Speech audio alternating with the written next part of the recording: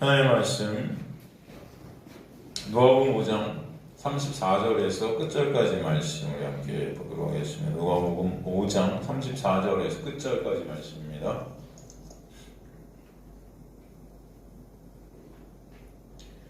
누가복음 5장 34절에서 끝절 찾으시면 저희는 교독하도록 하겠습니다. 제가 먼저 34절 읽도록 하겠습니다. 예수께서 그들에게 이르시되 혼인 즉 손님들이 신랑과 함께 있을 때 너희가 그 손님으로 금식하게 할 수 있느냐?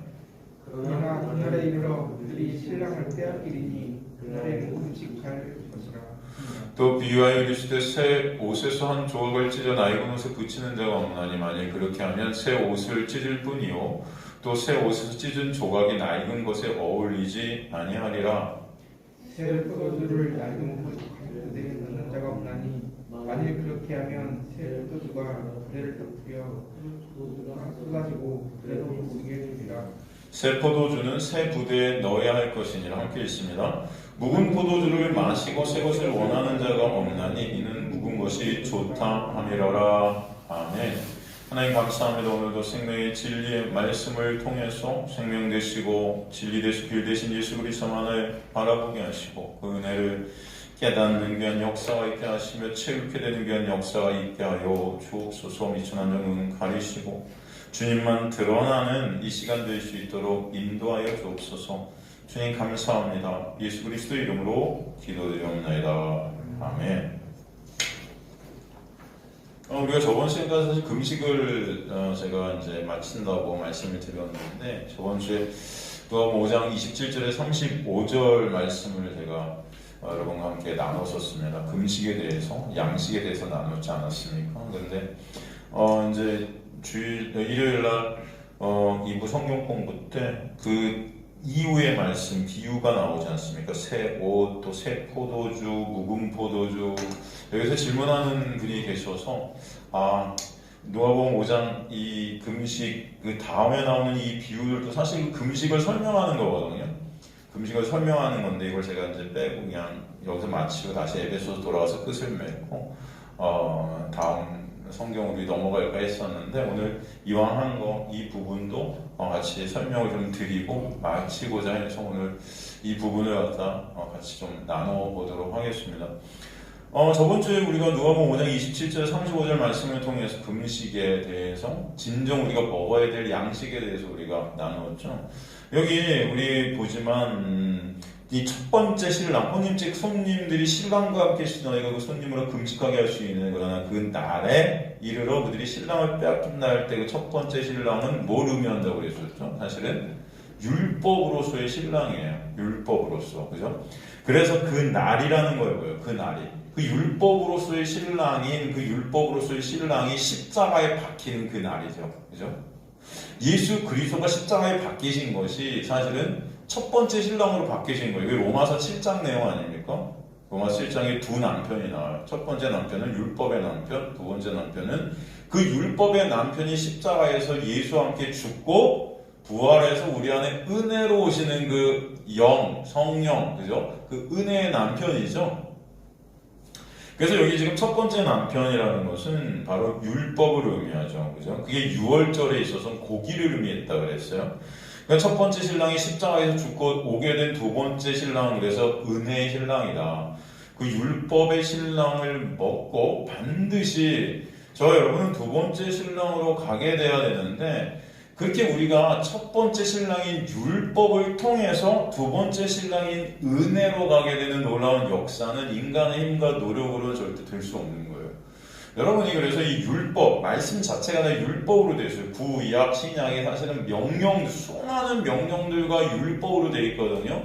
사람들이 이걸 딱 보는 순간 이걸 지켜서 이것을 행해서 내가 하늘나라를 내 힘과 노력으로 가려고 해요. 그런데 하나님의 놀라운 은혜는 이 말씀을 통해서 누굴 보게 하는 겁니까? 이 율법을 통해서 누굴 보게 해요? 하나님의 놀라운 은혜가 임할 때 바로 예수 그리스도라는 진리, 그 은혜를 보게 한다고요. 그죠? 그래서 이 율법 등의 은혜를 보게 되는 첫 번째 신랑이 죽고 두 번째 신랑으로 살아가게 되는 놀라운 역사가 있게 하시는 게 하나님의 놀라운 일하심이란 말이죠. 그러나 그 첫 번째 양식인 고기가 너무 좋아서 6월절에 고기 먹고 나오지 않습니까? 근데 그들이 고기를 먹고 6월절 고기를 먹고 6월절 하지만 광야로 나와서 이제 더 이상 고기를 먹는 자들이 아니라 하늘로부터 내리는 뭘 먹는 자들, 떡을 먹는 자들이 되어야 되는 게 그리스도인이거든요. 그런데 여전히 이 고기가 좋아서, 그죠? 고기가 좋다는 건 고기가 의미하는 게 율법이라고 그러죠. 율법이 너무 좋은 거예요. 왜냐면은 율법이라는 것은 인간의 가치를 높여줍니다. 내가 그거 지키면은 그게 의가 돼요, 인간에게는. 그렇지 않습니까? 그럼 그 의로 남을 정죄하게 되고 남과 차별을 낳게 만듭니다. 그 차별이라는 것 자체가 뭐예요? 내 가치, 내 자랑, 내 인정, 그걸 갖다 쌓게 해요. 차별이 있어야 내가 뿌듯한 거예요, 그죠? 다른 사람과 난 달라. 뭔가 내가 저 사람보다 뭔가 더 하나 좋은 걸 했어. 행했어. 그 행함이 차별을 낳는다고. 그게 율법이에요. 그래서 인간은 율법을 좋아할 수밖에 없습니다. 그래서 율법적인 설교를 해야 사람들이 모여요.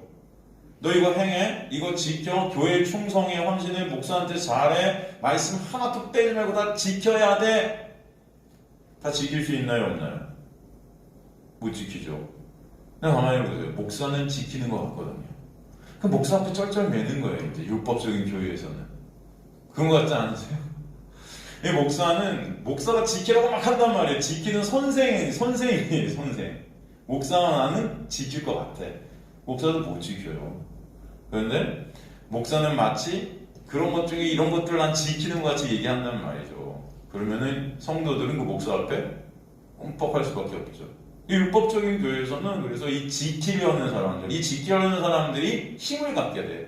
그렇죠? 율법을 많이 지킨다는 사람들이 힘을 가져요. 헌금 잘하고 예배 안 빠지고 교회에 충성하는 것 같고 행위로 다 이렇게 점철되는 사람들이 교회에 힘을 갖고 그 힘을 갖고자 사람들은 더 힘 중심으로 모이게 돼서 커집니다. 힘이 굴러서 힘을 쌓는 거예요. 그게 율법을 좋아하는 인간들의 죄성이에요. 죄성. 그죠? 인간들의 죄성. 그것이 내 가치를 높여주기 때문입니다. 그게 착각이죠. 그 자체가 죽음인데. 그죠? 그 착각 가운데 있는 것이 그것이 좋은 자들이 죄인들이에요. 그 착각 안에서 착각의 양식, 그 썩을 양식을 주어라 먹는 자들이죠. 결국 그 썩을 양식은 나를 어떻게 해요? 썩게 하는 거예요. 그 예수께서 우리가 일요일 날도 살피지만 요한복음에서 썩을 양식을 먹는 자, 썩을 양식을 위해 일하는 자가 되지 말라 그러잖아요. 그죠? 예수라는 것을 썩을 양식으로 보는 겁니다. 예수를 나의 영광, 나의 가치를 위한 도구로 보는 거예요. 내가 이렇게 할 테니까 주님 나한테 이렇게 해주세요. 거래하는 것입니다. 내 행위를 통해서 하나님께 원하는 내 것을 갖다 뽑아내는. 그래서 이 썩을 양식들이에요, 다. 내 육적 양식. 그게 좋은 겁니다, 인간들은. 이게 좋은 거예요. 그런데 결국 그런 자들은 어떻게 돼요? 멸망케 되죠. 그리고 사실 저번주에 우리가 나누지 못했지만 그 다음에 비유가 등장하는 것이죠. 이 비유도 마찬가지로 이 금식과 양식을 보충해주는 말씀들이에요. 그래서 이 비유와 연결돼서 지금 이 금식과 연결돼서 지금 이 새 옷, 또 낡은 옷, 새 포도주, 낡은 가죽 부대 이런 얘기들, 묵은 포도주 이런 얘기들이 계속 등장하는 것입니다. 그래서 오늘 이 말씀을 조금 더 나눠보도록 하겠습니다. 36절을 우리가 보면은 여러분 이 36절에서 37절, 39절까지 말씀 여러분 대략 이걸 읽어보면 다 이해가 되실 거예요. 그죠? 이거 뭘 의미하는지는 아시겠죠? 사실은. 네? 새 옷, 또 낡은 옷, 새 포도주, 낡은 가죽 부대, 새 부대, 묵은 포도주, 새 것 이런 거 다 뭔지 이해가 되시죠? 이런 거는. 그죠? 이건 다 아실 거예요. 이제 이런 것들은 다 대략 뭔지 아시는데 여기 나오는 이 단어 하나를 좀 원어로 제가 다 살펴서 여러분과 한번 다시 좀 정확히 그 의미를 오늘 짚고 넘어가도록 하겠습니다. 다 아시는 얘기지만 이 36절에 39절에 나오는 공통된 단어가 뭐냐면은 새라는 단어예요. 새. 여기 보면 새 옷, 새 포도주, 새 부대 이런 그 새라는 단어가 나오죠? 영어의 new, 그죠? 새 것 할 때, 새 것. 그리고 낡은 것, 묵은, 뭐 이런 단어들이 또 대비돼서 나오죠? 대비돼서 나와요. 근데 재밌는 것은 지금 보면은 36절에 새 옷, 거기다 동그라미 이렇게 쓰죠? 새 옷. 그 다음에 37절에 새 포도주. 거기다도 동그라미 치세요. 새. 우리나라 성경에는 똑같이 새 옷, 새 포도주 이렇게 되어 있는데 헬라어 원문을 찾아보니까 이 새라는 단어가 다른 단어가 쓰였어요. 다른 단어가. 36절에 새 옷의 새는 카이노스라는 헬라어가 써요. 카이노스. 영어로 하면은 유입니다. 이것도 새예요.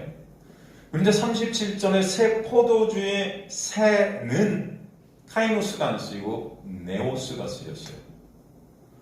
여러분 원문을 보면 이게 뜻이 달라져요. 네오스가 쓰였습니다. 그리고 새라는 단어와 반대되는 단어가 36절에 보면은 뭐죠? 낡은 옷 할 때 낡은, 이 낡은 또 37절에도 낡은 가죽부대, 낡은, 또 39절에는 묵은 포도주, 묵은 이런 말이 나온단 말이죠. 이게 뭐냐면은 이 단어가 팔라이오스라는 단어가 쓰였어요. 팔라이오스. 어차피 헬라어 써드려도 여러분 못 읽으시니까 그냥 한국말로 옆에다 팔라이오스 이렇게 쓰셔도 되고 모르셔도 돼요. 아, 이런 거가 있구나. 헬라어 뭐 이렇게 중요합니까? 의미가 중요하지. 왜 제가 이런 헬라어를 갖다 다르게 설명해 드리냐면 의미를 알려드리기 위해서예요. 그러니까 여러분 모르셔도 돼요. 이 지식이 중요한 게 아니고 이 지식이 뭘 우리에게 전달해주는 메시지가 중요한 겁니다. 물론 아는 게 중요한 거야. 아는 게. 그러니까 팔라이오스, 카이노스, 네오스 이런 단어를 아는 게 중요한 게 아니고 단어가 가리키는 게 무엇인지 보는 게 중요한 거죠. 그래서 제가 가르쳐 드리는 거니까요. 여러분 잊어버리셔도 괜찮습니다. 그렇다면 지금 새라는 단어가 두 가지가 나오죠. 카이노스랑 네오스. 이 두 단어 우리말 해석은 똑같이 새예요. 그런데 헬라어 이 카이노스랑 네오스는 뜻이 달라요. 이거 갖다 우리가 좀 보자고요. 제일 처음 36절에 나오는 새 옷 할 때 그 새라는 단어 카이노스는요. 영어로는 뉴인데 새로운이라는 뜻인데 이게 어떤 의미의 새로운인지 우리가 봐야 돼요. 이 새로운, 이 새라는 카이노스는요. 지금까지 있었던 것에 어떤 새로운 것이 추가되는 거예요. 이해가 되십니까? 예를 들면은 자동차가 있단 말이에요. 자동차. 근데 옛날에 자동차를 사갖고 자동차가 한 대게 있어요. 근데 그 자동차가 엔진이 고장났어. 그리고 그 엔진을 새로운 걸 갖다 껴버렸어요. 겉으로 볼 때는 그 자동차는 새 거가 아니죠. 근데 사실은 이거는 거의 새 거죠. 엔진이 바뀌었어. 심장이 바뀐 거예요, 여러분. 나가는 것도 다르고 다 달라진 거예요. 그죠? 이런 새로움을 갖다 카이노스라고 해요. 이해가 되십니까? 이게 바로 이제 새 옷 할 때, 그 새 옷 할 때 그 새, 거기에 카이노스가 쓰였어요. 그런데 37절에는 새 포도주 할 때 그 새우는 네오스가 쓰였단 말이죠. 네오스. 이 단어도 새인데, 이거는 어떤 새냐? 전에 존재하지 않았던 새로움이에요. 그러니까 자동차가 있었는데 그 심장인 엔진을 갈아 껴서 새 것 같은 그런 전혀 다른 어떤 자동차가 된 게 아니고 그냥 자동차 자체를 갖다 새로 사버렸어. 이해가 되십니까? 그 새로운 거예요. 우리는 그래서 두 가지를 해요. 자동차의 엔진을 딱, 야, 이 자동차 새 것 됐어. 우리 그러단 말이죠. 그죠? 그리고 나 새 차 샀어. 그런단 말이죠. 둘 다 새라는 단어를 쓰는데 의미가 달라요? 똑같아요? 다르죠? 아, 내 자동차 새 것 됐어. 이건 뭐예요? 이 기존에 있던 자동차가 새 것 같이 됐다는 거죠? 근데 나 새 차 샀어. 이거는 진짜 기존에 없었던 새 것이 하나 생긴 거예요. 이해가 되십니까? 그래서 지금 37절에 새 포도주 할 때 이 새는 카이노스라는 전에 있던 어떤 것이 새롭게 된 것이 아니고 완전히 본질적인 새로운 것이 하나 딱 온 겁니다. 이게 새 포도주 할 때 새예요. 그러니까 쉬운 말로 우리말 성경이 둘 다 새로 번역되어 있지만 헬라어 원어는 다른 거죠. 다른 거죠. 이와 비슷한 구조를 설명해 줄 수 있는 단어가 성경의 선이라는 단어예요. 하나님께서 선하시다 할 때 그 선. 이 단어도 헬라어는 우리말 성경에는 그냥 선하신 분, 선하신 하나님, 뭐 선하시다 이런 선이 이게 쓰였는데 헬라어 단어도 이 선이라는 단어가 두 가지입니다. 하나는 칼로스가 있고 하나는 아가토스가 있어요. 둘 다 선이에요. 근데 본질적으로 이 단어의 의미는 좀 다릅니다. 칼로스는 선이긴 선인데 눈에 보이는 선이에요. 칼로스는 뭐다? 눈에 보이는 선. 그러니까 선이라는 내용이 눈에 보이는 것으로 이렇게 드러나는 것입니다. 이걸 갖다 칼로스라고 그래요. 예로 그럼 우리 성경에서 보면은 뭐 성전, 제사, 그다음에 뭐 절기, 뭐 이 율법 이런 것들이 있죠. 여러분 이런 것이 선한 건가요? 선하지 않은 건가요? 응? 율법, 하나님의 명령인 율법, 제사하는 거, 이 성전. 이스라엘 사람들은 율법, 안식일, 제사, 성전 이런 것들을 생명같이 지켰거든요. 사실 이런 것들은 선한 거죠. 선한 거예요. 이것은 선이라는 것을 내용으로 삼아서 그것을 겉으로 보여주는 겁니다. 사실은 이해가 되십니까? 무슨 말이냐? 이 칼로스라는 선이라는 것은 그 성전을 우리에게 하나님께서 보여주신 이유가 뭡니까? 여러분 제사를 하나님께서 우리에게 드리라고 한 이유가 뭐예요? 여러분도 아다시피 성전을 통해서 누구를 보라고? 예수 그리스도. 제사를 통해서 누구를 보라고? 예수 그리스도. 그죠? 절기를 통해서 유월절 무슨 초막절 이런 걸 통해서 누구 보라고? 예수 그리스도. 그죠? 그래서 그런 것들이 선한 것들이에요. 이해가 되십니까? 어떤 선이라는 내용을 품고 있는 선이에요. 이해가 되죠? 이걸 칼로스라고 해요. 그런데 그렇다면 아가토스라는 선은 무엇이냐 하면은 그 내용 자체예요. 이해가 되십니까? 성전이 우리한테 보이는 것은 바로 예수 그리스도를 보라고 성전이라는 걸 주셨다면은 그래서 예수가 뭐예요? 이 성전 허물라 내가 3일 만에 지은다 그러잖아요. 그 성전은 누굴 가리키는 것이다? 나를 가리키는 거라 그러죠? 예수를 가리키는 거라. 그 예수가 아가토스예요. 이해가 되십니까 여러분? 제사를 통해서도 유월절을 통해서 이런 모든 성경적 율법을 통해 율법은 뭐예요? 죄를 깨닫게 해서 결국 누구한테 가게 하는 거죠? 예수께 가게 하는 거예요. 이런 것을 선하다 해요. 그래서 성전, 율법, 안식일, 절기, 제사 이런 걸 선한 것이라 그래요. 어쩔 때 그런데 이게 선한 것이 되냐면은 그 내용을 잘 보일 때 이게 선한 거예요. 이해가 되시죠? 그러면 그 내용이라는 것이 뭐예요? 아가토스라는 선이에요. 그 내용이라는 아가토스라는 선을 잘 품어서 이걸 밖으로 잘 보여주는 게 칼로스예요. 이해가 되십니까? 그렇다면 질문을 하나 드릴 텐데 이 칼로스라는 그 선이 그 내용인 아가토스라는 선을 갖다 드러내지 못할 때 이 칼로스는 선이 될까요? 선이 되지 못할까요? 선이 되지 못해요. 만약에 이 칼로스라는 선이 이 안에 아가토스라는 그 선이라는 것을 잘 드러내지 못할 때는 이것은 카토스가 됩니다. 카토스는 뭐냐면은 악이에요. 그러니까 여러분 이스라엘 백성들은 제사를 생명처럼 드렸단 말이죠. 하나님의 말씀을 죽어라 지켰단 말이에요. 바리새인들 그죠? 하나도 안 빠지고 다 지켜 안식일의 법들을 다 지켰죠. 율법 지켰죠. 근데 예수님이 오셔서 뭐라고 그래요? 니네 율법 다 지키지 않았다 그런단 말이죠. 이 율법이라든가 제사라든가 성전이라는 걸 통해서 예수로 가게 될 때 이건 선이에요. 그런데 이것들을 행위로, 그저 행위로 행해서 쌓아서 들여서 나의 가치, 나의 이익, 나의 유익으로 삼게 되었고 내 스스로의 힘과 노력으로 하나님 앞에 쓴다 할 때 이것은 뭐예요? 멸망입니다. 이해가 되십니까? 우리가 예배를 열심히 드려서 나 예배 열심히 평생 난 예배를 안 빼고 열심히 드렸어. 그 드렸어라는 그 행위를 갖고 하나님 앞에 내가 쓰려고 하면 하나님 저 예배 안 빠지고 드린 자니까 나 천국 갈 수 있지요 한다면 그게 멸망이에요. 난 널 도무지 알지 못하리라.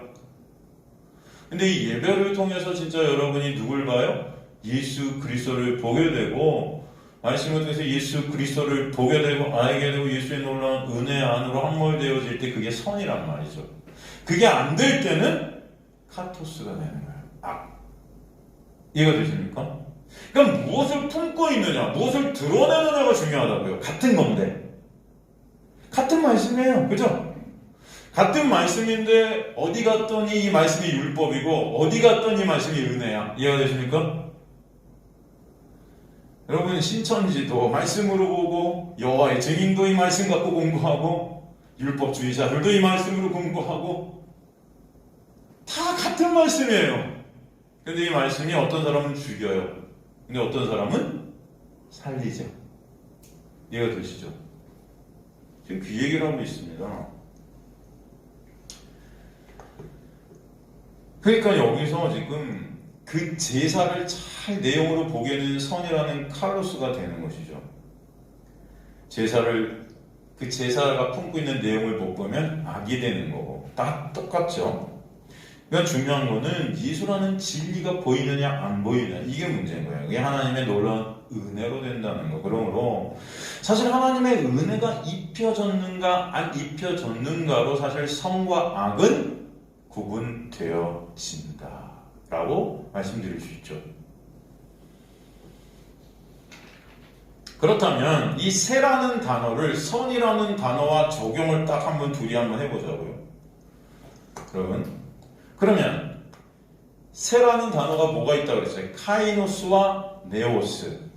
실판에 써드려야 되겠어요.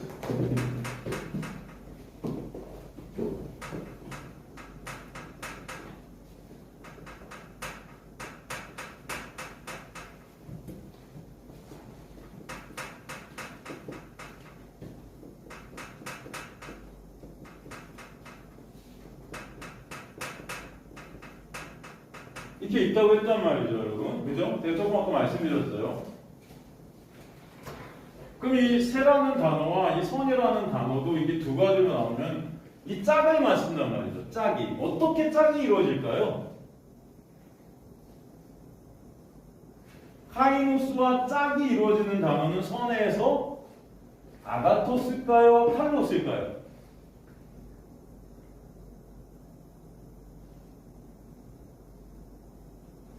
여러분 다 여태까지 제가 말씀드린 거 이해되신 거죠? 안 되시면 다시 설명해 드릴 수 있습니다. 괜찮습니다. 여러분 얼마나 좋아요. 사람들도 많지 않은데. 그죠? 원하시면 제가 밤새 설명해 드릴 수도 있어요. 너무 좋지 않습니까, 여러분? 다 아시고 가셔야 돼요, 아시고. 카이노스와 뭐가 짝이 돼요? 칼로스랑 짝이 되겠죠, 그죠? 그 다음에 네오스는 그럼 어떤 거가 짝이 되냐? 아가토스랑 짝이 돼요. 그죠? 이해가 되십니까? 카이노스가 뭐예요? 원래 있던 건데 새롭게 뭐가 입혀진 거라고 그랬죠? 그 새롭게 입혀진 그 새 것이 뭐예요? 네오스예요. 그죠? 이 칼로스는 또 마찬가지죠? 어떤 것을 통해 그 안에 내용을 드러내는 거잖아요. 그죠? 겉표면은 그 내용이 안 보이지만 그 안에 그 내용을 품고 있으면 그 내용이 드러나는 거예요. 이걸 칼로스라고 그러죠. 성전, 율법, 안식일, 제사, 절기 이거 다 선한 거라고 그런 거예요. 그래서 선. 그죠? 그래서 제가 아까도 말씀드렸지만 이것들이 이 아가토스라는 진리를 품어서 드러내지 못할 때는 이것이 뭐냐면 선이 되지 못하고 카토스라는 악이 된다 그랬어요. 그죠? 인간들은 이걸 통해서 일로 가면은 생명이에요. 그런데 일로 가지 못하게 되면 이 자체가 뭐예요? 죽음이에요. 그죠? 율법은 우리를 결국은 죽이는 거예요. 근데 율법의 목적이 뭐냐? 생명을 주시기 위해서 율법을 준 거거든요. 그러니까 율법을 통해서 우리는 예수를 보는 은혜가 있게 되면은 삶이죠, 그게. 그게 생명이죠. 근데 율법을 통해서 그저 그걸 막 지켜서 내가 그걸 행해서 내 힘으로 그걸 하나님 앞에 내 스스로가 쓰려고 한다 할 때 그건 죽음이라고요. 율법은 우리를 죽이는 역할을 해요. 그죠? 이렇게 짝이 되는 것을 우리가 볼 수 있다는 거죠. 그죠? 이해가 되시죠? 자, 그래서 이 새라는 단어를 갖다 조금 더 성경에 살펴보면 에베소 4장 24절 같은 경우 하나님을 따라 의와 진리의 거룩함으로 지으심을 받은 무엇을 입으라? 새 사람을 입으라 이렇게 되어 있어요. 새 사람. 여기서 새 사람의 새는 헬라어의 카이노스일까요? 네오스일까요? 네? 카이노스일까요? 네오스일까요? 카이노스죠. 아유, 잘하시네요. 네? 세 사람의 새가 카이노스인 이유는 그 사람은 같은 사람이에요. 옛날이나 지금이나. 그죠? 똑같은 사람인데 거기 뭐예요? 그 안에 진리라는 내용이 들어가 버려서 심장이 교체된 거죠. 그래서 새 사람으로 덧입게 되는 거죠. 같은 사람이에요. 우리 김대중 집사님 예수님 믿기 전이나 지금이나 겉모습은 김대중 집사님인데 우리 이렇게 말하는 거예요. 야, 예수 믿은 이거 3분 됐어. 이해가 되십니까, 여러분? 새 사람이 된 거예요. 근데 새 사람이 아니에요, 가면은. 옛날이랑 똑같아요, 겉모습은. 그죠?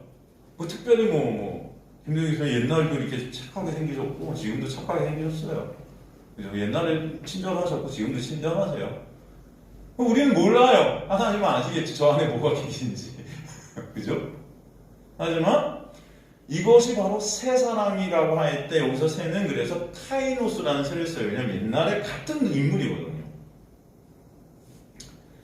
그 안에 무엇을 품고 있는가가 중요한 거죠. 그죠? 그 안에 새 것이라는 내용이 네오스죠. 그죠? 김대중 집사님 안에 새 것이 들어간 거예요. 진리가 들어간 거예요. 그것이 네오스라는 새 것이에요. 그죠? 그것으로 인해서 김대중 집사님은 카이노스라는 새 사람이 된 거죠. 그죠? 그리고 새 사람 되기 이전에 새 것이 들어가기 전에 그 상태가 성경에서 말하는 옛사람이다. 옛사람. 성경에서 옛사람이라는 말 들어보셨죠? 에베소서 4장 22절 보면 옛사람을 벗어버리고 이런 말이 나와요. 거기서 옛. 그죠?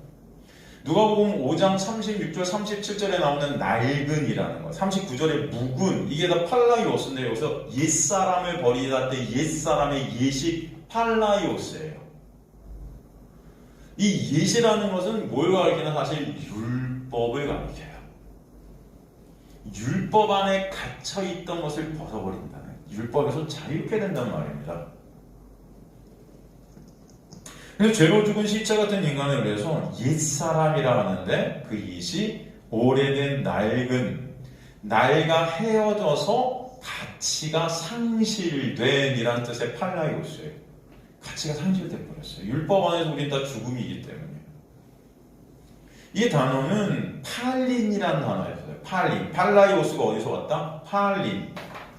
이 팔라이오스라는 이 낡은, 묵은, 옛 할 때 옛이라는 이 단어는 팔린에서 왔는데, 팔린이란 뜻이 뭐냐면은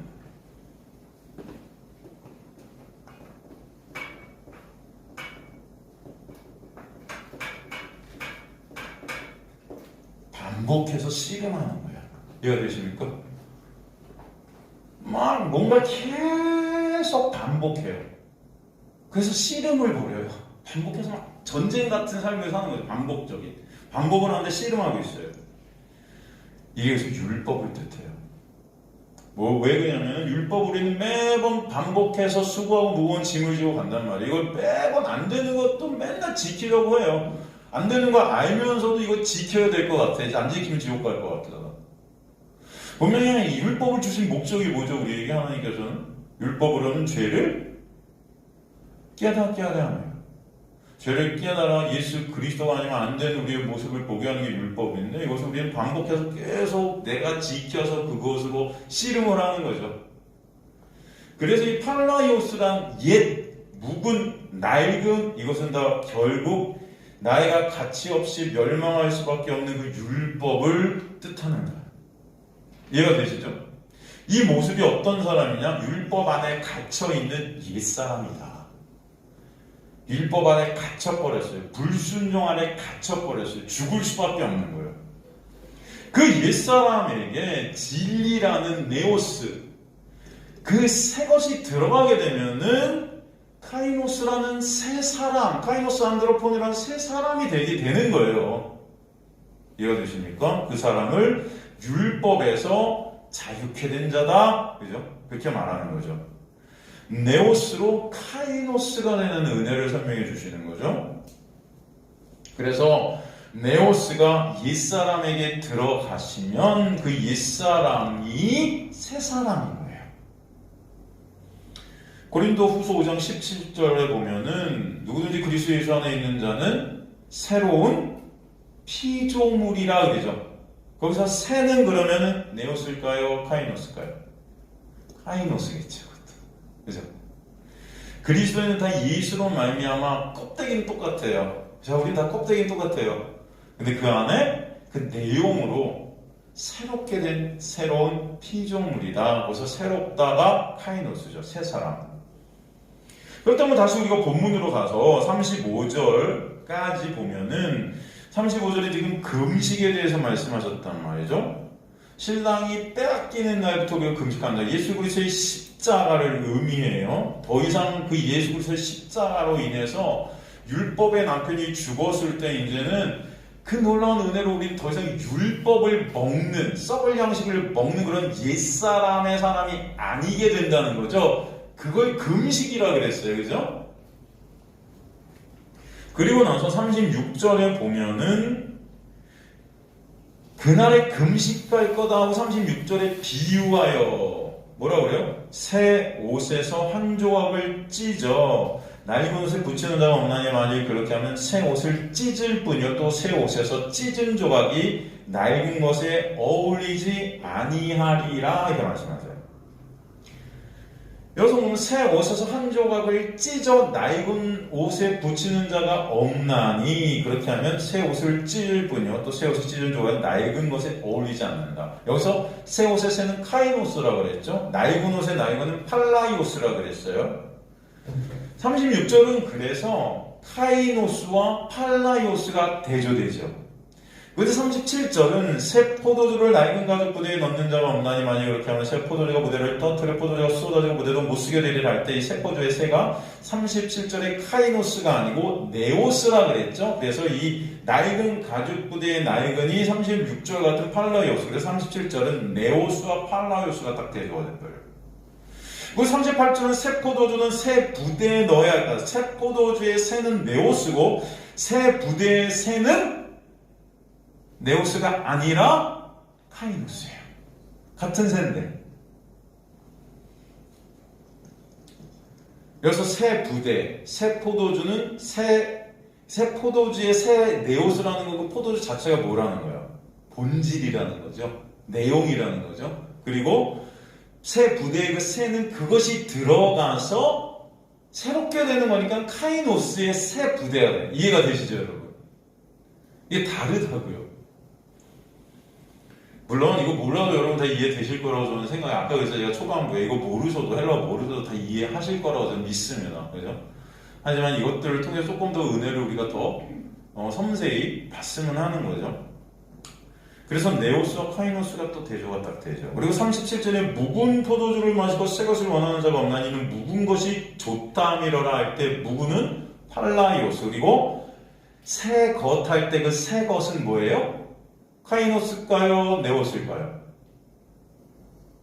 여기서는 네오스죠. 그죠? 그 본질을 의미해요. 그러니까 팔라이오스와 네오스가 대비가 되죠.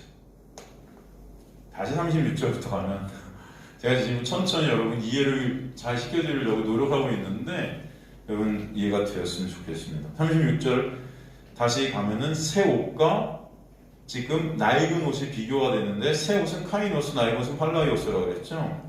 36절에 뭐라고 그러냐면 새 옷은 한 조각. 여기서 조각이라는 헬라어가 에피블렘인데 이 단어가 에피발로에서 나온 단어예요. 이런 건 잘 모르셔도 됩니다. 에피발로라는 단어는 36절에 붙이는 자가 없다에 붙이다로 해석이 돼요. 근데 이 단어가 우리 성경에는 붙이다 이렇게 돼 있지만 이 에피발로라는 단어의 뜻은 뭐냐면 뭐뭐 안에 속하다. 뭐뭐 안에 속하다. 뭐뭐에 던지다. 뭐뭐에 더해지다. 이런 뜻이에요. 그래서 36절의 의미는 새 옷을 덧입품 받은 자, 뭐 이런 뜻이 되는 거죠. 새 옷에 속한 자. 이해가 되십니까?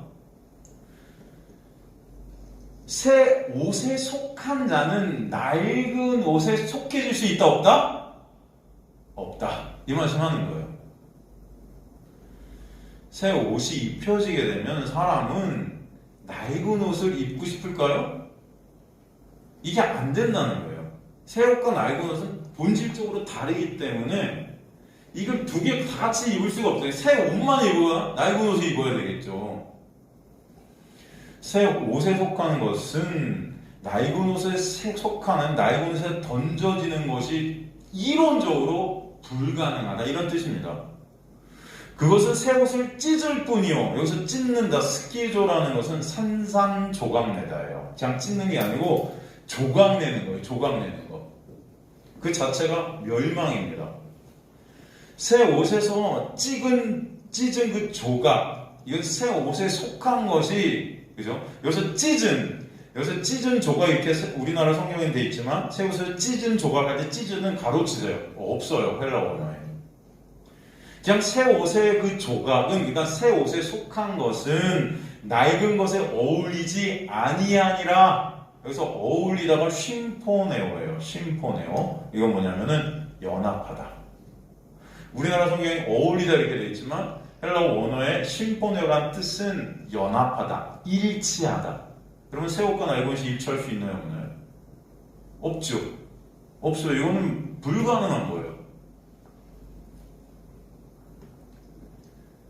이 새 옷이라는 것은 예수의 의의 옷이겠죠, 여러분? 예수의 의의 옷을 입게 된 자가 율법이라는 그 낡은 옷을 입을 수 있나요? 없다는 거예요. 율법이라는 그 낡은 옷은 새 옷을 입지 않은 자들만이 입는 거죠. 그죠? 새 옷을 입은 진리의 옷을 입은 새 사람은 다시 율법으로 돌아가 율법의 옷을 입을 수 없다라고 설명해 주시는 것입니다. 그 율법의 행위로 내 의를 쌓아 가짜 양식, 썩을 양식을 먹는 자가 될 수 없는 것이 은혜의 일하심이에요. 그러니까 예수라는 진리로 인해 금식해 되는 자가 되게 하신다는 것이죠. 이것은 주님의 놀라운 은혜를 사실 설명하는 거예요. 이해가 되십니까, 여러분? 하나님의 놀라운 은혜로 여러분에게 의의 옷이 입혀지게 되면은 하나님의 모든 말씀을 이제는 의 되신 예수 그리스도로 보게 되는 자들이 된다는 것이죠. 인간의 힘과 노력으로 되는 게 아니에요. 그게. 여러분 이 자리에 와서 우리가 이 말씀을 지금 나누고 있으면서 예수의 놀라운 은혜를 보게 되는 것은 하나님의 놀라운 은혜이지 여러분의 힘이 아니고 여러분의 능력이 아니고 여러분의 어떤 의지가 아닙니다. 이 인정이 되시길 간절히 소망합니다. 예수라는 진리로 인해 금식해야 되는 자가 되는 거죠. 이건 주님의 은혜를 다시 설명해 주는 거예요. 어떤 옷이 입혀졌는가로 우리가 새 사람과 옛 사람이 결정되는 거예요. 이게 하나 될 수 없다는 것입니다. 한 조각을 찢어 낡은 옷에 붙이는 자가 있어요, 없어요? 여러분, 새 옷 샀는데 이거 조각 찢어갖고 붙이는 자 있어요, 없어요? 없죠. 미친 거죠. 당연히 이거는 안 돼. 하나가 될 수가 없어. 그렇게 되면 다 끝이야. 멸망이야. 그죠? 새 옷을 찢을 뿐이요. 다 찢어버려. 이거는 될 수가 없다는 거예요. 그래서 이것을 금식 이야기에 덧붙여서 말씀하는 거예요. 생명의 양식을 먹게 된 예수 그리스도라는 진리의 생명의 떡을 먹게 된 자는 그것을 썩을 양식인 율법으로 받아먹을 수 없다는 것입니다. 이해되십니까?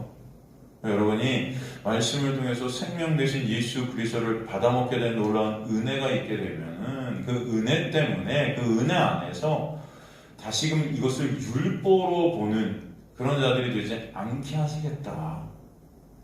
계속 하나님의 놀라운 은혜로 이끌어 가시는 거예요. 그래서 낡은 옷이라는 것은 그래서 구약의 그 율법의 옷을 의미하죠. 여러분 구약의 옷, 율법의 옷이 뭐예요? 창세기 보면 아담이 스스로 힘으로 선악과 땅호분에 무화과나무 옷을 갖다 해 입은 거, 그죠? 그게 율법의 치마잖아요. 여러분 제가 일요일도 우리 로마 성경 보면서 말씀드렸지만 옛날에 제가 설교 시간에 몇 번 말씀드렸지만 하나님은 아담이 벌거벗었을 때도 그걸 수치라고 하나님이 말하셨습니까? 아담이 선악과 먹기 전에도 아담은 이미 벌거벗었어요, 그죠? 근데 하나님이 그거 너 수치스러워 부르셨어요? 안 그러셨단 말이죠. 그리고 아담이 선악과를 먹고 난 다음에 벌거벗고 있는데 하나님께서 너 수치로 부르요? 하나님은 그걸 수치로 여기세요? 안 여기세요? 안 여기세요. 아담도 선악과 먹기 전에는 수치가 아니었어요. 그죠? 근데 선악과를 딱 먹고 눈이 딱 밝았고 하나님 자리에 딱 올랐으니까 하나님은 수치라고 안 하는데 내가 그게 수치가 되는 거예요. 여러분 이해가 되십니까? 하나님은 이거 수치 아니야. 너 이거 부끄러운 거 아니야. 넌 벌거벗어도 괜찮아. 그러시는데 아담이 이걸 못 참아요. 인간이 이걸 못 참습니다. 그래서 하나님께 아니요. 이거 수치예요. 전 이 수치를 어떻게든 가려야 돼요. 해갖고 내 힘과 내 노력으로 무화과나무 잎새로 막 해갖고 자기 몸을 가려버렸단 말이에요. 이걸 죄라고 해요. 보통 우리는 율법 안의 사고로는 그 수치가 죄인 줄 알아요. 벌거벗음이 죄인 줄 안다고요. 근데 아니에요, 여러분. 진짜 죄라는 개념은요, 하나님의 수치가 아니야 한데 내가 수치에 우기는 게 죄예요. 그래서 예수께서 우리 일요일날 공귀죠. 이게 수근거리다, 비방하다, 원망하다. 하나님과 마음이 한 마음이 되지 않는 걸 불순종이라 그래요. 두 마음이라고 그러죠, 성경이. 두 마음. 그죠? 이해가 되십니까? 분명 주님은 수치 아니라고 그랬는데 내가 신이 되었고 내가 선악을 판단하고 있는 거 이거 수치 맞아. 난 이걸 어떻게든 가려야 돼. 이게 죄라고요, 여러분. 이게 바로 율법 안에 갇혀있는 시체들의 모습이에요.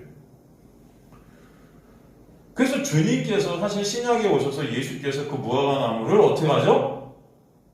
말려버리시는 거예요. 그죠? 그 무화과나무 여러분 시장 가셔서 가는데 무화과나무 잎새가 많았단 말이에요. 그죠? 근데 갔는데 열매 있어요, 없어요? 없어요. 근데 중요한 거는 그 무화과 나무가 열릴 때가 아니었다 그래요. 말씀해 보면 때가 아니었다. 때가 안 돼서 당연히 열매가 없는데 왜 말려버리시죠? 참 예수님 지금 너무하시다. 응? 그래서 그때는 어떤 때죠? 때가 아니었다는 그때. 그때는 예수 그리스도의 십자가와 부활 그리고 우리 안에 성령으로 오시는 그 때를 의미하죠. 그죠?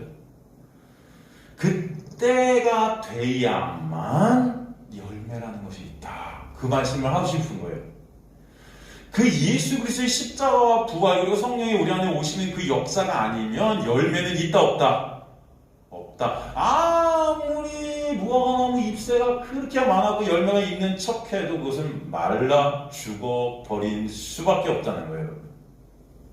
때가 예수 그리스도의 때가 아닌 그들의 때 그건 다 소용없다는 거예요. 때가 되든 안 되든 예수의 때가 아니면 안 된다. 아무리 입시 많아도 아무리 율법 지켜 내 의의를 쌓아도 죽음입니다, 여러분. 율법이라는 그 무화과나무 잎새가 아무리 많다 해도 그것은 절대 열매를 맺을 수 있다 없다? 없다라는 것을 말려 죽여버리심으로 보여주시는 거예요. 오직 열매는 누구로 인해서만 열린다? 예수로 인해서만. 주님께서 바로 그 말라 비틀어지는 저주받은 무화과 나무가 되셔서 십자가에서 저주를 다 받아 말라 비틀어지시죠. 그 율법의 나무가 저주받아 죽자 생명의 열매가 맺히는 은혜를 보여주시는 거예요. 그러므로 절대 예수라는 새 옷, 율법의 옷과 섞일 수가 없다는 것입니다. 예수의 십자가의 은혜로 새 피조물이 된 주님의 아들들은 더 이상 율법이라는 썩을 양식, 그 율법을 먹는 자들이 아니라 금식해야 되는 자들이 될 거야 라는 말씀을 이 비유를 통해서 다시 한번 강조하고 계신 거예요. 그리고 하나님의 은혜를 모르는 옛사람은 예수라는 생명의 양식을 먹지 못하는 율법을 먹을 수밖에 없는 자들임을 또 보게 되는 것이죠. 다른 말로 말씀을 예수로 보는 자들은 이제 말씀을 율법으로 볼 수 없게 하시는 거예요. 그러게 새옷 이야기와 묵은옷 이 얘기가 금식과 연결이 되어서 우리에게 보이죠. 37절을 우리가 또 보면 새 포도주와 낡은 가죽 부대가 대비가 돼요. 새 포도주와 낡은 가죽 부대. 여기서 새 포도주는 오이노스네오스, 카이노스와 다른 본질적인 새 것, 그게 새 포도주라고 표현되어 있고, 낡은 부대는 뭐예요? 아스코스 팔라이오스, 그죠? 팔라이오스 아까 말씀드렸지만 그 율법적인 거죠.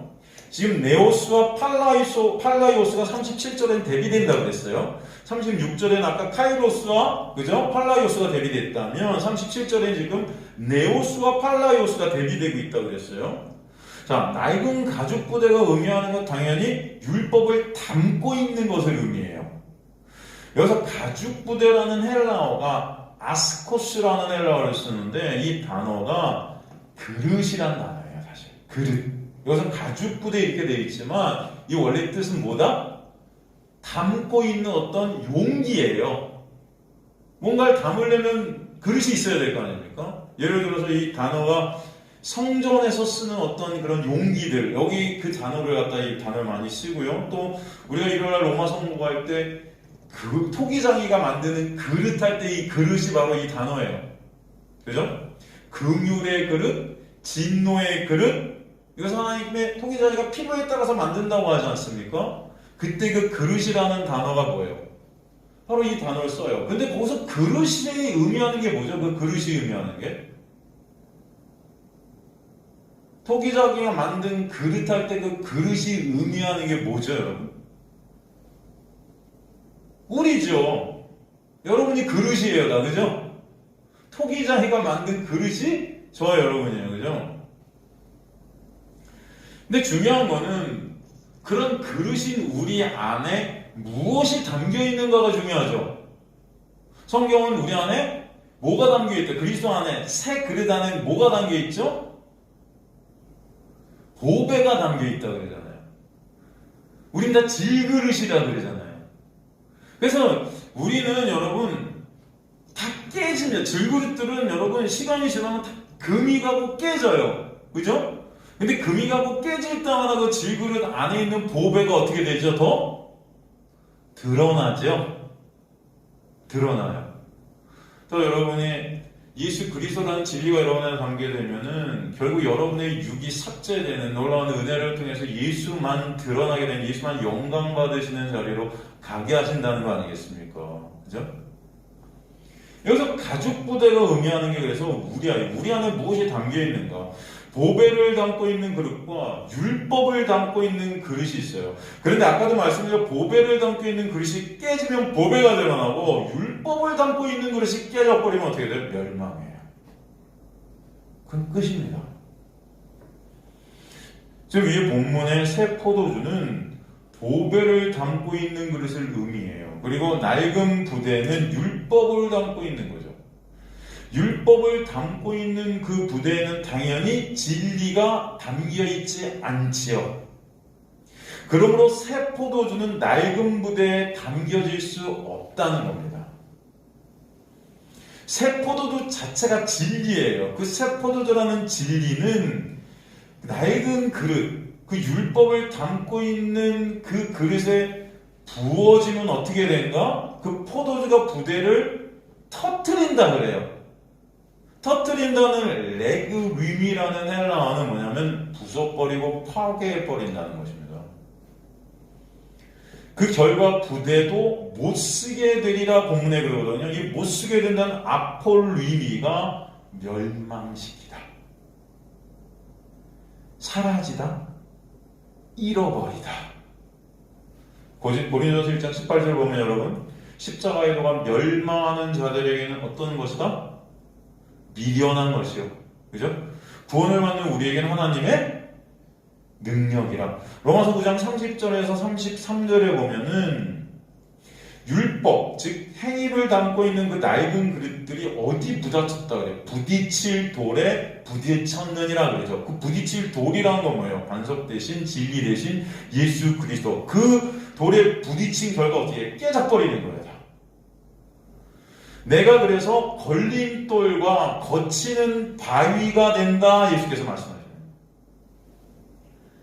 그러니까 예수를 믿지 않는 율법 아래 갇혀있는 자들에게는 그 예수가 뭐예요? 멸망하는 자들에게는 걸림돌이에요. 심판과 구원의 기준은 누구에게 있는 겁니까? 인간의 행위에 있어요? 율법 지킴에 있어요? 아니라는 거예요. 예수에게 있다는 것입니다. 예수를 믿는 믿음 안에 있는가? 예수를 믿지 않는 믿음 밖에 있는가? 이해가 되시죠, 여러분? 그래서 요한복음 12장 48절에 예수께서 뭐라 그래요? 내가 한 그 말이 마지막 날에 그를 심판하리라. 심판이라는 것은 로마서에 보면 진리에 의해서, 진리의 말씀에 의해 되는 거예요. 그러니까 쉬운 말로 말씀을 진리라는 예수로 보게 되는 자들과 말씀을 그저 율법으로 담고 있는 자들의 차이가 여기서 오는 겁니다. 다시 한번 보면은 낡은 그릇은 새 포도주가 진리가 들어오면 그것을 다 율법으로 조각조각 내서 부숴버리는 거예요. 아까 달리 떠뜨려가 레구림이 산산조각 내. 그 포도주가 진리가 율법으로 산산조각 내져서 쏟아지고, 이게 뭐예요? 에케오. 쏟아진다는 에케오는 피 흘리다, 죽이다, 살인하다예요. 그냥 쏟아지는 게 아니에요. 이 단어의 뜻은. 구약에서 이 단어는 희생자세의 피를 붓는다는 단어로 쓰여요. 재물을 신에게 부어 바치다는 의미로 쓰입니다. 그러니까 새 포도주 그 자체가 진리 대신 예수의 보혈을 상징하지 않습니까? 사실 그 피가 다 쏟아져 흩어져 버리는 거예요. 여러분, 구약에서 부정한 여인으로 삼는 여인은 하여라는 여인이었어요. 그죠? 그래서 예수님 당시에도 예수께 온 혈류병 걸린 여인이 있죠? 이스라엘 백성들은 그 여인을 부정하다는, 이렇게 인정해버리는 거죠. 그런데 그 부정함을 예수께서 다 가지시고 십자가에서 그 피를 다 쏟으신 거 아닙니까? 생명을 다 십자가에 소진케 된 그런 예수 그리스도의 그 생명으로 말미암아 생명이 없는 부정한 죄인들에게 그 피가 부어져서 생명을 갖게 된 놀라운 역사가 있게 된 거잖아요. 그 보혈의 진리의 피를 담지 못하고 율법으로 다 조각내서 쏟아지게 되는 것이 율법을 담고 있는 낡은 그릇이고 결국 그들은 멸망할 수밖에 없다는 겁니다. 그래서 율법을 담고 있는 그 낡은 그릇은 그러므로 예수라는 생명의 떡을 양식으로 담을 수 있다 없다? 없다. 그들은 썩을 양식을 먹고 있는 금식을 육으로 하고 있는 금식하지 않는 자들인 거예요. 그러기에 새 포도주는 어디에 넣어야 한다? 새 부대에 넣어야 한다. 그래서 새 부대 할 때 새가 카이노스일까요? 네오스일까요? 아까도 말씀드렸지만 새 포도주의 새는 네오스고 새 부대할 때 그 새가 카이노스죠. 그 진리라는 그 새 포도주, 그죠? 그 본질이 새 그릇, 그 그릇에 담길 때 그게 새 것이 되는 거예요, 여러분. 그래서 여기서 카이노스라는 단어를 쓰는 것입니다. 이 말씀은 새로운 피조물이 되게 되는 것이 하나님의 놀라운 진리의 말씀에 의해서 예수 그리스도의 놀라운 은혜에 의해서만 가능하다는 것을 또 보여주시는 거예요. 그래서 38절에 넣어야 한다는 헬라어가 쉰테레오거든요. 쉰테레오가 뭐냐면 함께 완성되어지다. 함께 보존되어지자. 우리가 주기도문을 갖다 주님께서 가르쳐주신 기도를 할 때 오늘날 우리에게 양식을 줬고 그 양식이 뭐냐면 내일의 양식이라고 했죠. 헬라어. 내일의 양식이 뭐냐면 종말에 우리가 어떻게 될 양식? 보존되어질 양식이라고 그랬죠. 이게 바로 그 단어예요. 그러니까 새 포도주와 새 부대는 둘이 함께 할 때만 보존되어진다. 그러니까 새 포도주가 새 부대에 담겨야 둘이 함께 보존되고 그것이 완성인 거예요. 완성. 연합이라고 그러죠. 그걸. 그 인간의 육 안에 진리가 담긴 그 육이 새로운 피조물이 되는데 이제 진리 안에 있는 그 새로운 피조물을 예수의 은혜, 그쵸? 그 진리로 새롭게 되는 역사, 그것을 알게 하시는 거예요. 그들이 이제 겉모습으로는 판단의 주체가 되지 못하는 자들이 되는 것이죠.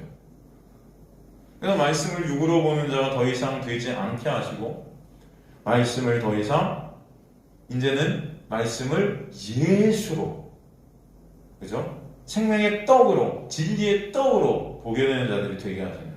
그래 그 은혜 안에 있는 자들은 더 이상 옛것, 묵은 것, 율법에 매이지 않는 자유케 되게 된 자들이라 말씀해 주시는 거죠. 근데 죄 안에 갇혀 율법 안에 갇혀 여전히 묵은 포도주고 율법 썩을 양식만을 먹고 마시는 자는 새 것을 참 생명의 양식을 원할 수 없다라는 게 마지막 말씀이에요. 율법 지킴으로 내 의를 쌓고 남을 정죄하고 내 가치와 내 자랑, 내 인정을 챙기는 자가 그것이 너무 좋은 거예요, 사실. 그래서 자신을 쳐서 남들이 못하는 것을 내가 하고 있는 것 자체가 보람입니다, 인간들에게.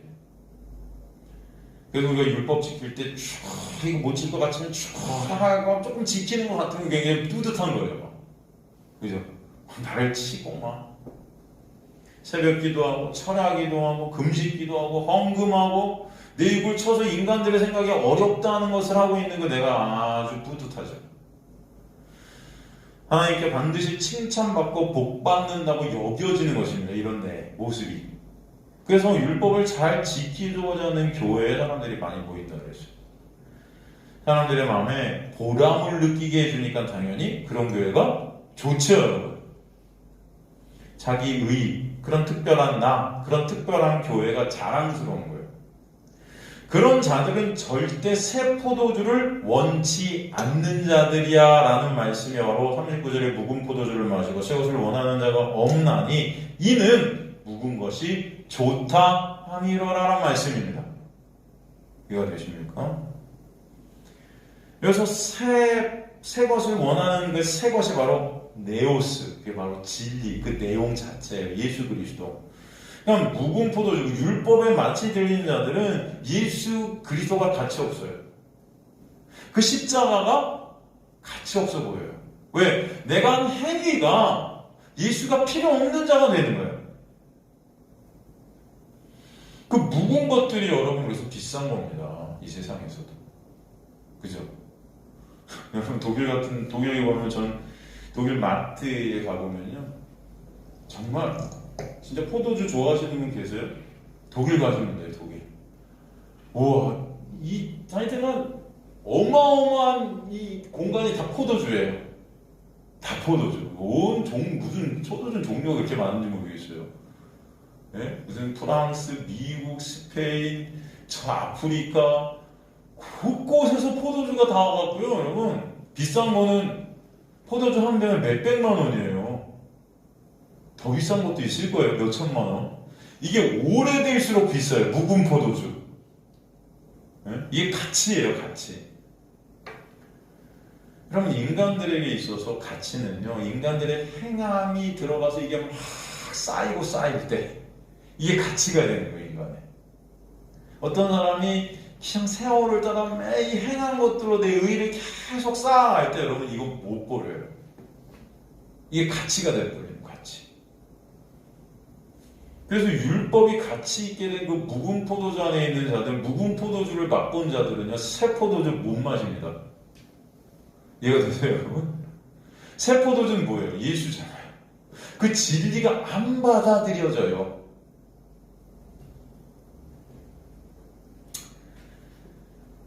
가만히 보면 그래서 저도 이렇게 말씀을 전하면은 글쎄 이건 뭐 제 생각이에요. 가만히 보면 진짜로 이 예전부터 오래 신앙생활 하신 분들은 이 말씀이 이게 힘들어요. 힘들어 하세요. 일요일도 저희 집사님이 그러시더라고요. 누구 전도를 못하겠대 우리 교회는. 그거 제가 뭐라 그랬어요. 무슨 말? 왜 전도를 못하냐? 전도를 못하겠대. 무섭대. 무슨 욕을 먹을까봐. 네? 오래 신앙생활하는 사람들은요, 이게 싫어요. 저 욕 많이 먹습니다. 목사님들이랑 얘기하면 욕해요. 제가 말을 안 해서 그렇지, 여러분. 저도 마음이 아주 뭐예요, 막 이렇게 뭐라고 하나? 저도 마음이 많이 갈기갈기해요. 욕을 많이 먹었어요. 근데 전도 못하겠대요, 우리 교회. 그런 말씀들을 해요, 진짜. 여러분 어떠세요? 진짜 그러세요? 아니죠? 그 집사님만 그런 거죠? 할렐루야. 그 집사님 1대1 교육을 해야 되겠어. 이 말씀 들으면 겁나는데 욕먹을까봐. 여러분, 이 율법에 갇혀있는 자들은요, 율법으로 내 행위를 사는 사람은 제가 지금 말씀드린 게 이 율법을 다 깨는 거잖아요. 그렇잖아요.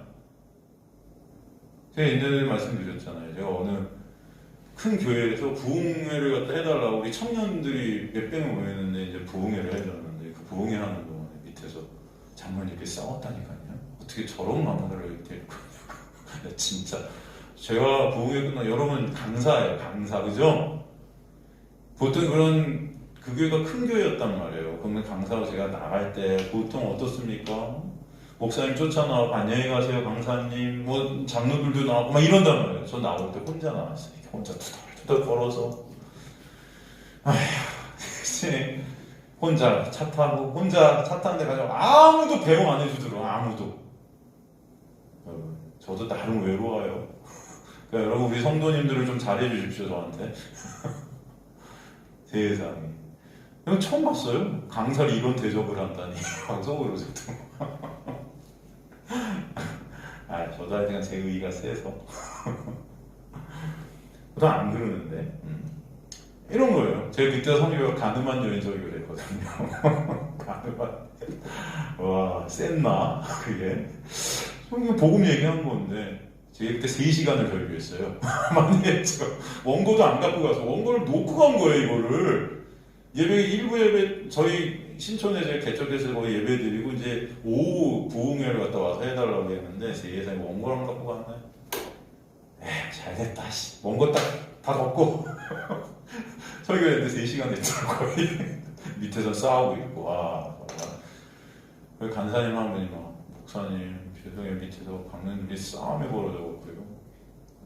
어떻게 저 설교가 맞냐, 틀리냐고 막 싸우고 계세요. 어떤 양로님 그 중에, 너무 우리 얘기 맞는 것 같다. 어떤 말도 안 된다. 저게 뭐냐. 이게 싸우세요. 여러분들 그게 무서우세요? 그래서 전도를 못 하시니까. 싸울까봐? 어쩌다 이런 얘기가 나와요. 여러분, 이 묵은 포도주 안에 이 묵은 포도주 맛이 들린 사람은요, 이 묵은 포도주가 가치가 돼버려요. 그래서 이 새 포도주인 진리 대신 예수 그리스도가 안 받아들여지는 게 우리의 모습이고 실존이에요. 그런데 그런 자들 중에 하나님의 놀라운 역사로 인해서 새 포도주가 진짜 가치 되는 자들이 있다면, 여러분 그건 인간의 노력이 아니다. 저는 그걸 얘기하고 싶은 거예요. 이해가 되시죠? 이게 왜 싸울 일입니까? 얼마나 감사해요. 이게 하나님의 은혜라는 것입니다. 예? 여러분이 진짜, 저나 여러분이 묵은 포도주가 가치 있고 묵은 포도주 먹고 싶어요. 그게 비싸니까. 그런데 진짜 새 포도주가 같이 된 자들이 있게 돼요. 은혜가 임할 때 그 새 포도주는 새 부대에 담게 되는 역사가 있게 되는데, 그것은 하나님의 놀라운 은혜이다. 그 은혜를 갖다가 우리가 알자는 거예요. 그 은혜 아는 자들이 돼서 하나님은 찬송케 되는 게 하나님의 목적이라는 말입니다, 여러분. 그죠? 저 여러분은 그 새 포도주를 갖다 받아들일 수 없는 자들임을 아셔야 돼요. 이제 여기서 이제 싸움이 나는 거죠. 왜 내가 받아들일 수 있는 내가 받아들였는데, 여러분이 만약에 진짜 새 포도주가 진짜 가치 있고 묵은 포도주 갖다 버린다면은, 그럼 묵은 포도주 몇백만 원 하는 포도주 갖다 버리고 1,000원짜리 새 포도주, 이게 진짜 가치가 된다면 이거는 역사예요. 기적이고. 그죠? 안 그렇겠습니까? 그 놀라운 은혜가 여러분에게 있게 하시는 거예요. 여러분, 그래서 물이 포도주 되는 사건을 갖다 주님께서 요한복음 첫 번째 표적으로 이게 보여주시잖아요. 그 6개 정결항아리에 담긴 물이, 이게 율법이거든요. 그죠? 6이라는 숫자, 불완전수예요. 7이 완전수라면. 그 6이라는 정결항아리, 율법의 항아리에 물이 담긴, 물법은 뭐예요? 열매 없음, 그때의 물은. 근데 그게 예수 그리스도로 말미암아 뭘로 변해요? 포도주로 변한다고요.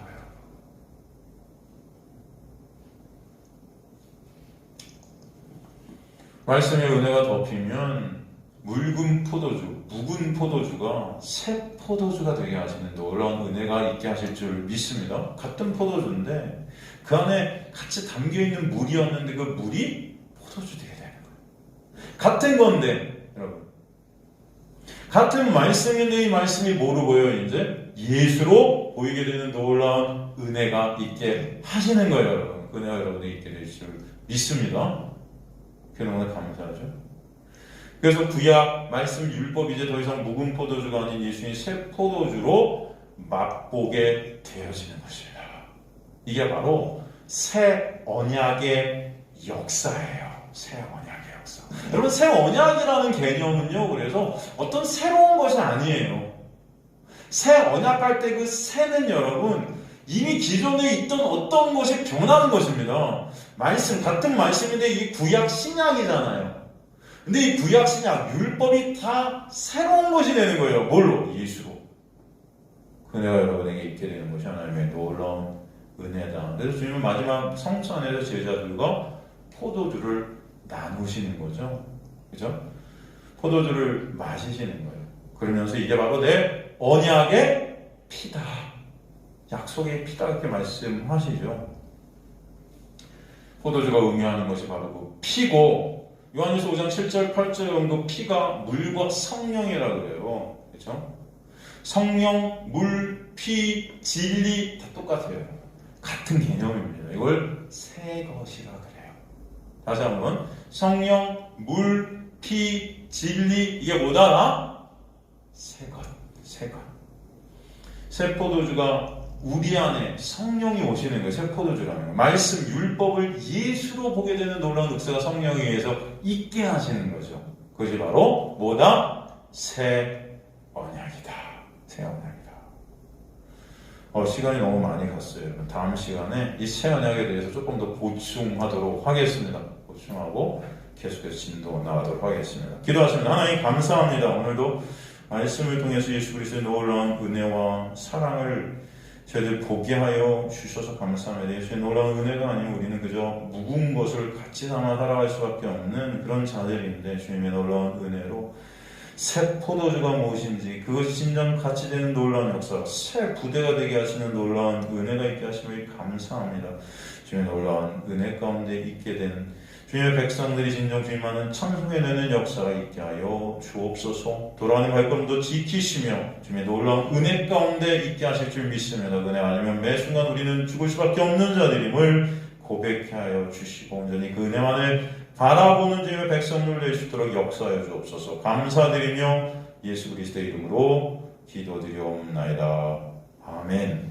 이제는 우리 주 예수 그리스도의 놀라우신 은혜와 하나님 아버지의 놀라우신 사랑하심과 성령 하나님의 감화, 감동, 충만, 역사하심이 다시 세상으로 나가지만 예수의 놀라운 은혜 안에 거하게 될 주님의 백성들 머리 위에 지금부터 영원토록 함께 하실지어다.